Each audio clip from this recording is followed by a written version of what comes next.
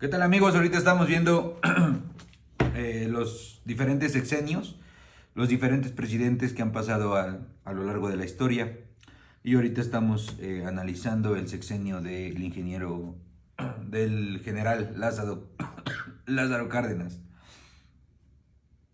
Y miren, les voy a leer un texto de Rosea María Mirón, que dice así. Dice: pretender hacer una evaluación del sexenio del general Lázaro Cárdenas obliga necesariamente a mencionar por lo menos otros 4 aspectos fundamentales, además de los señalados en el apartado anterior, que cruzan su administración, a saber, la reforma agraria, la expropiación petrolera, la fundación del PRM, que es hoy en día el PRI, que antes de PRM se llamaba PNR, Partido Nacional Revolucionario, que se creó, si no mal recuerdo, el 4 de octubre de 1929, que empezó como PNR en 1929, y el PRM se fundó en el sexenio del general Lázaro Cárdenas, pero en 1938, porque su sexenio fue de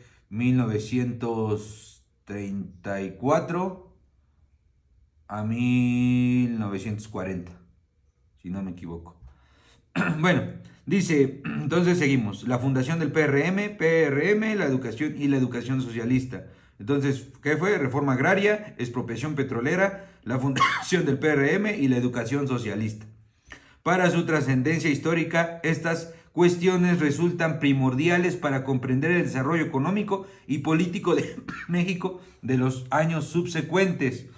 Fíjense, la importancia central de la reforma agraria y la expropiación petrolera radica en el hecho de que con ella se modifica de manera sustancial la correlación de fuerzas entre Estado, burguesía nacional e extranjera y la clase trabajadora. ¿Sale? Entonces aquí vemos el Estado, la burguesía, que la burguesía era tanto interna, nacional como extranjera, y la clase trabajadora.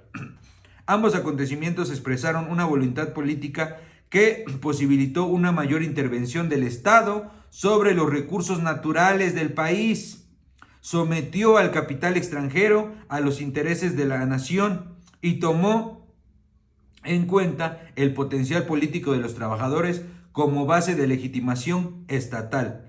Estos hechos, en suma, significan la consolidación de un Estado nacionalista, popular y soberano.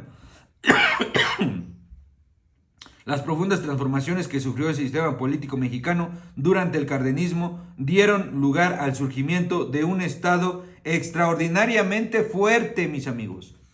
Bueno, y aquí les voy a leer otro texto, que lo saqué de una página de Gobierno de México, de la Secretaría de Cultura y Desarrollo Rural, del 20 de octubre del 2020.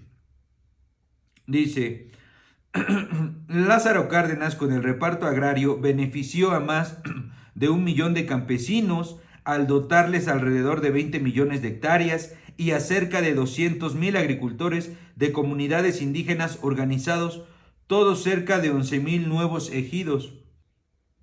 Dice, en el sexenio cardenista de 1934 a 1940 se atendió y reivindicó los derechos de comuneros, ejidatarios y pueblos originarios a través del reparto agrario de más de 20 millones de hectáreas en beneficio de alrededor de 1 millón de campesinos, con el propósito central de poder superar la pobreza y lograr el bienestar en la población rural. Por lo general, Lázaro Cárdenas no todo terminó con reparto de tierras, sino que su política agropecuaria abarcaba la organización de los productores, la asistencia técnica, la capacitación, la investigación y la educación agrícola, además de promover el crédito para que los campesinos pudieran acceder a la maquinaria y equipo agrícola y los insumos productivos. Por lo anterior, crea instituciones como el Banco Nacional de Crédito Ejidal y el Departamento Autónomo de Asuntos Indígenas, entre otros. También durante este periodo se modificó el Código Agrario y las leyes relativas a la distribución de la tierra, con lo que sentaron las bases de un agrarismo productivo que debería ser el sustento del bienestar de la población campesina. En el cardenismo se impulsó la producción de los pequeños y medianos agricultores, ejidatarios y productores privados, con la intención de mejorar sus condiciones de empleo e ingresos y satisfacer sus propias necesidades alimenticias, abastecer el mercado interno y, en lo posible, las demandas de exportación. De tal manera que el gobierno de México ha retomado los ideales y principios del transfusión del cardenismo. Bueno, aquí como podemos ver, mis amigos,